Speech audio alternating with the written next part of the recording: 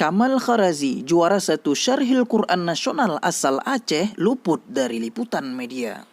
Kamal Kharazi, peserta Syarhil Quran asal Kuta Makmur, Aceh Utara, Aceh, berhasil meraih juara 1 cabang Syarhil Quran dalam Olimpiade Quran se-Indonesia Jilid 3 tahun 2019 yang diselenggarakan oleh LTTQ Fathullah UIN Jakarta pada tanggal 18-21 April 2019. Penampilan Kamal didampingi langsung oleh adik kandungnya sendiri, Muhammad Al-Walid MZ, sebagai sari tilawah dan Mudasir sebagai tilawah. Kamal dan kawan-kawan berhasil memboyong juara 1 cabang Syarhil Quran setelah mampu bersaing dengan puluhan peserta lainnya di berbagai daerah di Indonesia. Nama Kamal Kharazi mencuat pasca foto dirinya memegang piala Olimpiade Nasional per musim tersebut diunggah di akun Facebook Ode Cempeda, Ketua Komite Mahasiswa dan Pelajar Kota Makmur atau Kompak.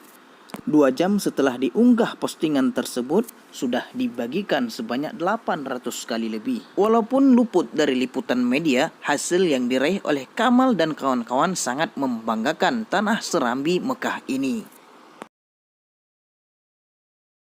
Dari Aceh Utara, HT TV melaporkan.